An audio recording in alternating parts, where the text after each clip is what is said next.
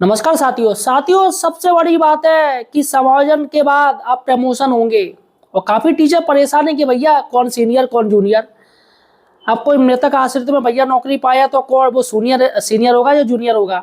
कोई अंतर जनपदीय ट्रांसफर से आया है भैया उसको किस में गिनाया जाएगा। काफी ज्यादा दोस्तों कंफ्यूजन की स्थिति है। कोई बात नहीं, कंफ्यूजन मैं आपका दूर कर दूंगा। आपको क्या करना है, इस वीडियो को पूरा देखना है, लास्ट तक निकालना नहीं है। आपको सारी जानकारी मिल जाएगी सिर्फ हमारे चैनल पे। अतः साथियों सही और सटीक जानकारी के लिए आप हमारे चैनल यार एम्प्लॉयड हेल्पर को सब्सक्राइब जरूर कीजिए। देखिएगा दोस्तों, यहाँ पर आपको पूरे यूट्यूब में कोई सही जानकारी नहीं देगा, सिर्फ हमारा चैनल देता है। देखिएगा दोस्तों, यहाँ पर एक लेटर आप देखिएगा। सबसे पहले ये लेटेस्ट लेटर है। सचिव उत्तर प्रदेश बेसिक शिक्षा परिषद प्रयागराज सेवा में है। मंडलीय सहायक निदेशक एडी बेसिक साहब हो गए और जिला बेसिक शिक्षा अधिकारी समस्त जनपद।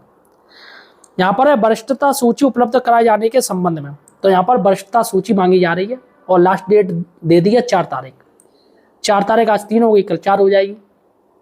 तो यहाँ पर साथियों सबसे बड़ी बात है कि वरिष्ठता सूची कैसे बनेगी और सरकार इतनी जल्दी किस तरीके से ये प्रमोशन करना चाह रही है, सारी बात जानकारी मैं सिर्फ आपको बताऊंगा। सबसे पहले ये लेटर पढ़ लीजिए। लेटर क्या है देखिएगा। उक्त बैठक में प्रभारी प्रधानाध्यापकों की वरिष्ठता से संबंधित एजेंडा के क्रम में आपको निर्देशित किया जाता है कि माननीय उच्च न्यायालय में आयोजित विशेष अपील 652/2024 सचिव बेसिक शिक्षा परिषद दुबे अन्य बनाम त्रिपुरारी दुबे एवं अन्य में पारित आदेश 30/4/2025 के अनुपालन हेतु निर्गत शासनादेश दिनांक 14/10/2025 के क्रम में तैयार की गई वरिष्ठता सूची को दिनांक 4/1/2026 को दोपहर 12 बजे तक अनिवार्य रूप से परिषद कार्यालय को ईमेल पर उपलब्ध कराना सुनिश्चित करें। साथ ही विकल्प प्राप्त करने की स्थिति में भी अवगत कराया जाए। जिन जिला बेसिक शिक्षा अधिकारियों द्वारा निर्धारित समयावधि में वरिष्ठता सूची परिषद कार्यालय को नहीं उपलब्ध कराई जाएगी, अपर मुख्य सचिव बेसिक शिक्षा एवं माध्यमिक शिक्षा उत्तर प्रदेश शासन द्वारा बीसी के माध्यम से उन मंडल जनपदों की दिनांक 5/1/2025 को प्रत्यक्ष से समीक्षा की जाएगी। तो यहाँ पर कह दिए 4 तारीख तक, 4 जनवरी तक हर हाल में टीचर्स की सूची देनी है जो वरिष्ठ टीचर हैं, प्रमोशन के लायक हैं। और अगर जो जनपद नहीं देंगे उनकी एक अलग से वीसी ली जाएगी, यानी वीडियो कॉन्फ्रेंसिंग ली जाएगी। वो ली जाएगी 5 तारीख को। तो यहाँ पर दोस्तों इसलिए थोड़ा ज़्यादा प्रेशर है, देखिएगा। इसके साथ ही देखिएगा दोस्तों, यहाँ पर ये प्रमोशन इतना क्लियर है कि शीतकालीन अवकाश में हो जाएंगे। देखिएगा एक न्यूज़ देखिएगा। शीतकालीन अवकाश में भरे जाएंगे प्रधानाध्यापक के पद। जिले में शुरू हुआ शिक्षकों की वरिष्ठता सूची बनाने का सिलसिला। ये सीतापुर का मामला है। देखिएगा, परिषदीय विद्यालयों में 15 जनवरी तक शीतकालीन अवकाश है। इस दौरान प्रधानाध्यापकों के रिक्त पद भरे जाएंगे। इसको लेकर वरिष्ठता सूची तैयार की जा रही है। बेसिक शिक्षा विभाग के मुताबिक जिन विद्यालयों में 150 से अधिक छात्र संख्या है वहां पर स्थायी हेडमास्टर की नियुक्ति की जानी है। इसके अलावा 150 से कम छात्र संख्या पर विद्यालय के वरिष्ठ शिक्षक को प्रभार दिया जाएगा। इसके लिए जिले में 2 चरणों में वरिष्ठता सूची तैयार की जा रही है। इसमें उच्च प्राथमिक विद्यालय के सहायक अध्यापक व प्राथमिक विद्यालय के सहायक अध्यापकों की वरिष्ठता सूची बन रही है। तो 2 सूचियां बननी है। एक उच्च प्राथमिक विद्यालय के यानी यूपीएस जो जूनियर स्कूल हैं उनके हेडमास्टर की, और दूसरे प्राथमिक विद्यालय के सहायक अध्यापकों की वरिष्ठता सूची बन रही है। यह पद प्रमोशन के जरिए भरे जाएंगे। ऐसे जूनियर विद्यालय जहां पर 100 से अधिक छात्र संख्या है और स्थायी हेडमास्टर नहीं है वहां पर प्रमोशन के जरिए पद भर दिए जाएंगे। अगर विद्यालय में वरिष्ठ शिक्षक चार्ज लेने से मना करता है तो विद्यालय के उनसे जूनियर शिक्षक को चार्ज दिया जाएगा। 15 जनवरी तक यह कवायदा पूरी करने का निर्देश दिया गया है। तो यहाँ पर साथियों देखिएगा, यहाँ पर ये आदेश हो चुके हैं। अब काफी टीचर परेशान है कि सर जूनियर सीनियर कौन है, तो इस वीडियो में आपको बताने जा रहा हूँ। बेसिक शिक्षा विभाग उत्तर प्रदेश सीनियरिटी एवं स्कूल चार्ज से संबंधित स्थिति की स्पष्ट व्याख्या यहाँ पे आपको स्पष्ट व्याख्या में आप दिखाने जा रहा हूँ, बताने जा रहा हूँ। देखिएगा, बेसिक शिक्षा विभाग में शिक्षकों की वरिष्ठता यानी सीनियरिटी तथा विद्यालय के चार्ज कार्यवाहक प्रधानाध्यापक को लेकर कई बार भ्रम की स्थिति उत्पन्न हो जाती है। सेवा नियमों एवं शासनादेशों के अनुसार स्थिति को निम्न प्रकार से समझा जा सकता है। तो यहाँ पर 2 स्थिति में आपको बताऊंगा। एक जो वरिष्ठता जो सीनियर टीचर्स है, दूसरा जो इंचार्ज अध्यापक है, और उसके बाद कि स्कूल में सीनियरिटी स्कूल से नापी जाएगी या जिले से नापी जाएगी, ये भी मैं आपको बताऊंगा। ठीक है, पहला पॉइंट सुनिएगा। सीनियरिटी का आधार क्या है? शिक्षकों की वरिष्ठता का निर्धारण मौलिक नियुक्ति की तिथि के आधार पर किया जाता है।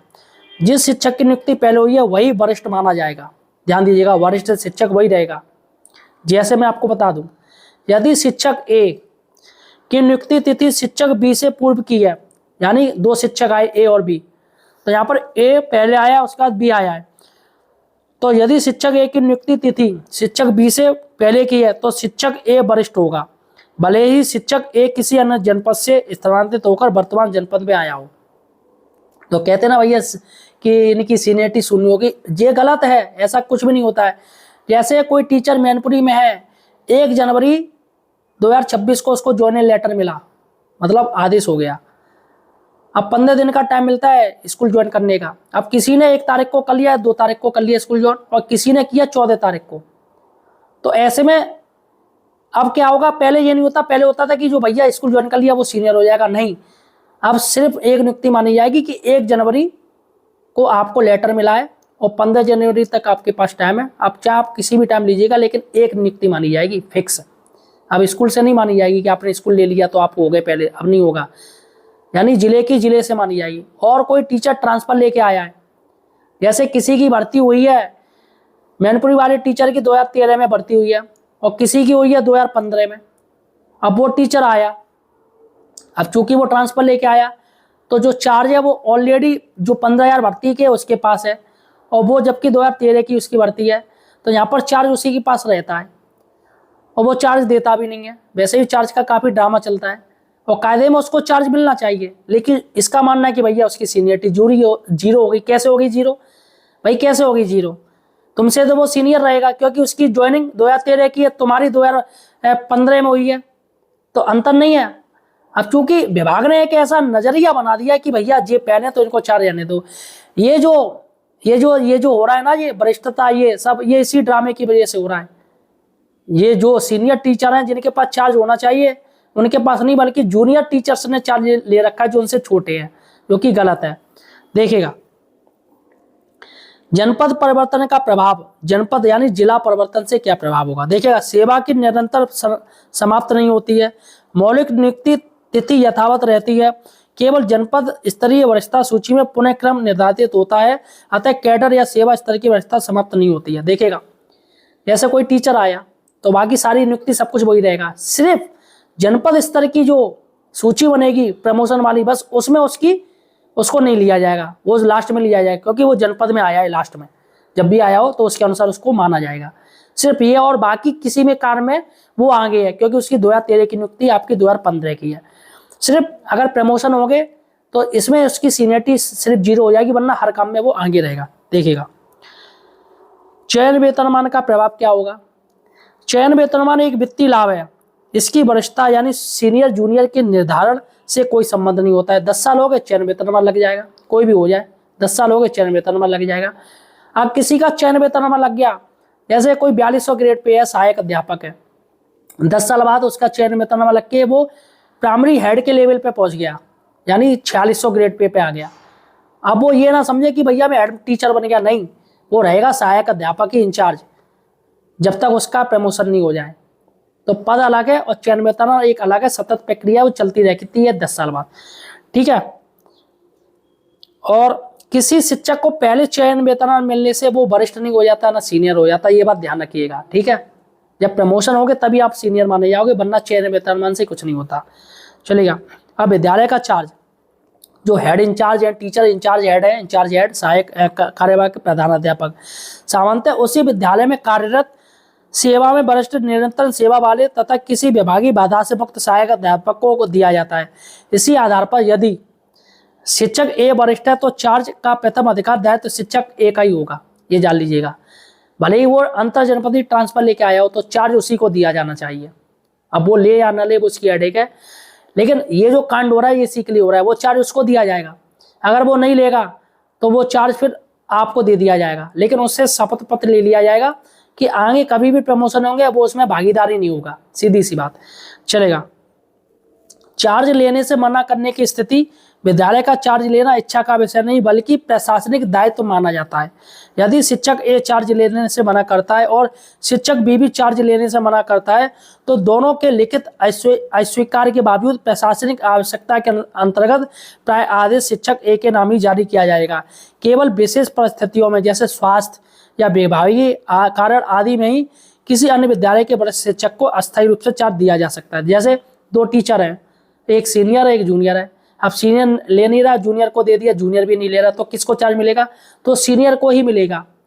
यहाँ पर चार्ज लेना लेना आपके ऊपर नहीं है, बल्कि हमें उस स्कूल के कार्य करने हैं, आपको कार्य करवाना पड़ेगा तो सीनियर को दिया जाएगा। अगर सीनियर बीमार है या किसी विकलांग स्थिति में है तो ऐसे में वो चार्ज नहीं ले सकता, उससे जूनियर को दिया जा सकता है अगर कोई कारण हो, उस दिक्कत हो तभी चलेगा। अब देखिएगा संक्षिप्त निष्कर्ष में आपको बता दूं, वरिष्ठता का आधार क्या है? मौलिक नियुक्ति। ध्यान दीजिएगा, जो वरिष्ठता का आधार है वो आपकी मौलिक नियुक्ति है और जनपद परिवर्तन से सीनियरिटी समाप्त नहीं होती है। ये ध्यान दीजिएगा, जनपद हो गया चयन तो सीनियरिटी समाप्त नहीं होगी। चयन वेतनमान वरिष्ठता निर्धारित नहीं करता है, किसी का चयन वेतनमान लग गया तो ये मत जाना कि वो सीनियर होगा, ऐसा नहीं होता है। और विद्यालय का चार्ज वरिष्ठ का अधिकार एवं दायित्व है। अब विद्यालय का चार्ज है तो भैया सीनियर को दे देते, भैया सीनियर है, थोड़ा एक्सपीरियंस है, तो एक सम्मान के नाते उसको चार्ज दे दिया जाता है। और चार्ज से मना करना अनुशासनात्मक कार्रवाई का कारण बन सकता है। भैया नहीं चार्ज ले रहे तो क्या किया जाएगा? वेतन रोका जाएगा, डंडा घुसा जाएगा, तो इसे चार्ज लेना पड़ता है। देखिएगा, सीनियरिटी की दो कानूनी अवधारणाएं, यही असली खेल है। यहाँ पर मैं आपको खेल बताने जा रहा हूँ कि असली खेल क्या है, कि सीनियरिटी की दो अवधारणाएं चल रही हैं अपने विभाग में, यानी शिक्षा विभाग में दो अवधारणा। देखिएगा, पहला कौन सी है? यह पूरे आधार है मौलिक नियुक्ति तिथि। यह पूरे प्रदेश कैडर स्तर पर होती है। इससे चयन वेतनमान पदोन्नति सेवा लाभ तय होते हैं, जो आपकी मूल नियुक्ति है। यह कभी समाप्त नहीं होती चाहे जनपद बदले। भाई आपकी 2013 की नियुक्ति तो वही रहेगी, ये थोड़ा ही कि आप दूसरे जनपद में 2015 में पहुंचे तो 2015 हो जाएगी, तो वही रहेगी। अब बी में, इसमें भी पॉइंट चलेंगे। बी में आपको बताऊं, ये पहला ए पॉइंट हो गया और बी पॉइंट में आपको बताऊं बी क्या है। जनपद स्तरीय सीनियरिटी यह केवल प्रशासनिक सुविधा के लिए होती है। इसका उपयोग स्कूल चार्ज, स्थानीय तैनाती, जनपद स्तर की व्यवस्था के लिए किया जाता है। ये जानिएगा भैया, उनको आवश्यकता है, आप कौन स्कूल चलाएगा तो चार्ज ले लो, नाम के लिए चार्ज होता है। विभाग इसी जनपद सीनियरिटी का सहारा लेकर आदेश जारी करता है कि भैया जो सीनियर आया है पहले स्कूल में उसी को चार्ज दे दो, वो सीनियर माना जाएगा। क्यों? क्योंकि विभाग ने खुद से कानून बना लिया है जिससे ये लफड़ा ना हो, लड़ाई ना हो कि भैया फिर आपस में लड़ाई होती है, हम नहीं लेंगे, तो इसलिए जो स्कूल पहले पहुंचा हो वो लेगा चार्ज। अब किसी की नियुक्ति 1 जनवरी 2026 को ही है और किसी ने 14 तारीख को चार्ज लिया तो वो उसी को चार्ज लेना पड़ेगा जो 1 तारीख को लिया है। लेकिन जब प्रमोशन होंगे तो सभी का सेम नापा जाएगा। ऐसा नहीं कि 1 तारीख वाले का पहला लिया जाएगा प्रमोशन में, ऐसा नहीं है, दोनों की एक ही नियुक्ति मानी जाएगी। देखिएगा, अब अंतर जनपदीय स्थानांतरण विभाग क्या करता है? जैसे कोई टीचर है, अंतर जनपदीय किसी दूसरे जनपद से आया है या गया है, तो देखिएगा, जब कोई शिक्षक अंतर जनपदीय स्थानांतरण में आता है तो शासनादेशों में अक्सर यह पंक्ति होती है, क्या होती है? स्थानांतरित शिक्षक को नए जनपद की वरिष्ठता सूची में सबसे नीचे रखा जाएगा। ये कंडीशन होती होगी, अगर आपने लिया होगा तो आपको पता होगा। यहीं से भ्रम और दुरुपयोग शुरू हो जाता है उस शिक्षक के साथ। देखिएगा क्या होता है, विभाग की इस लाइन की गलत व्याख्या कैसे करता है? इस लाइन की, कौन सी लाइन? कि स्थानांतरित शिक्षक को नए जनपद की वरिष्ठता सूची में सबसे नीचे रखा जाएगा। इसका दुरुपयोग होता है, देखिएगा कैसे। विभाग की व्याख्या, यानी बिहार में ये मान के चलिएगा, बिहार में हो रहा है ये काम। विभाग की व्याख्या, बाहर से आए शिक्षक की पूरी सीनियरिटी समाप्त मान ली जाती है, उससे नए जनपद में सबसे छोटा मान लिया जाता है, उससे बाद में नियुक्त शिक्षक को सीनियर घोषित कर दिया जाता है। उसी आधार पर स्कूल चार्ज प्रभारी स्थानीय निर्णय लिए जाते हैं। अब सोचिएगा, जिसकी नियुक्ति 2013 की है उसको जूनियर मान लिया जाता है और 2015 में आया उसको सीनियर मान लिया जाता है, जो कि गलत है। देखिएगा, यह प्रशासनिक सुविधा आधारित व्याख्या है, शुद्ध सेवा नियम नहीं है, सिर्फ प्रशासनिक व्याख्या और कुछ नहीं है। अब देखिएगा, विभाग ऐसा क्यों करता है, असल कारण क्या है, क्यों ऐसा होता है? पहला कारण मैं आपको बता दूं, स्थानीय असंतोष से बचने के लिए और पुराने जनपद के शिक्षक दबाव बनाते हैं, बाहर से आकर हमसे सीनियर कैसे है। भैया उनके मन में ऐट होती है, अरे ये साला ये जूनियर होके मुझसे बात कर रहा है, मुझसे तमीज से बात नहीं कर रहा है, मुझे हुक्म चला रहा है, तो उनके ईगो हर्ट होता है कि अरे ईगो हर्ट हो रहा है, तो इसलिए लड़ाई होती है फिर कि अरे ये तो जूनियर है, मैं इसकी बात क्यों मानूं।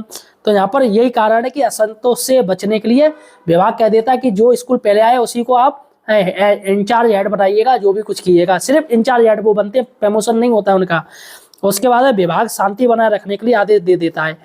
ठीक है, ये आदेश दे दिया उन्होंने। अब कारण दूसरा क्या कारण मैं आपको बता दूं, शासनादेश की अस्पष्ट भाषा सबसे नीचे रखा जाएगा। यह नहीं लिखा है कि किस संदर्भ में शासनादेश होता है, किस व्यक्ति को सबसे नीचे रखा जाएगा, लेकिन किस संदर्भ में, संदर्भ बहुत होते हैं, किस संदर्भ में, किस प्रायोजन से, प्रायोजन क्या है वो भी नहीं बताया जाता, बस नीचे रखा जाएगा, ये गलत है। उसके बाद बीएसए और बीओ अपनी सुविधा से अर्थ निकाल लेते हैं कि भैया उन्होंने एक झोल दे दिया, अब अपने अर्थ निकाल लो कि सबसे नीचे रखा जाएगा, इसमें कुछ भी जोड़ दो, सबसे नीचे रखा जाएगा। और तीसरा जो कारण है वो है स्कूल चार्ज को सेवा लाभ नहीं माना जाता है। विभाग का तर्क है चार्ज कोई पदोन्नति नहीं, केवल स्थानीय व्यवस्था है, इसलिए वे कहते हैं सेवा सीनियरिटी अलग, चार्ज के लिए जनपद सीनियरिटी लागू, तो इसलिए ये होता है। अब देखिएगा क्या विभाग ऐसे आदेश पूरी तरह सही है, जो आदेश दिए जा रहे हैं क्या वो विभाग की तरफ से सब सही है? तो मैं आपको बता दूं, कानूनी स्थिति में आपको कह दूं, जो कानूनी स्थिति के अनुसार है, साफ शब्दों में सेवा सीनियरिटी खत्म करना गलत, ये गलत है। और चयन वेतनमान ओब्लिक प्रमोशन में कनिष्ठ मानना यानी छोटा मानना, ये भी गलत है। लेकिन केवल स्कूल चार्ज के मामले में अदालतें के कई बार विभाग के प्रशासनिक विवेक को स्वीकार कर लेती हैं, यदि आदेश में लिखा हो हित में प्रशासनिक आवश्यकता के दृष्टिगत। तो अदालत लोग जाते हैं तो उसमें अगर ये बीएसए साहब कहते हैं सर ये हित में लिया जा रहा है, छात्रों के हित में है ना, या प्रशासनिक आवश्यकता के अनुसार सर आवश्यकता है, तो वो अदालतें भी इसको सही मान लेती है। इसलिए आपके केस में क्या हुआ है, बाहर से आए शिक्षक की जनपद सीनियरिटी शून्य मानी गई है, स्थानीय शिक्षक को जनपद स्तर पर वरिष्ठ माना गया है, उसी आधार पर चार्ज प्रभारी का आदेश जारी कर दिया जाता है। तो यहाँ पर दोस्तों अंतिम निष्कर्ष क्या है, बहुत स्पष्ट मैं आपको बता दूं निष्कर्ष क्या है। देखिएगा, विभाग अंतर जनपदीय स्थानांतरण में सेवा सीनियरिटी नहीं बल्कि जनपद स्तरीय सीनियरिटी लागू करके चार्ज संबंधी आदेश जारी करता है।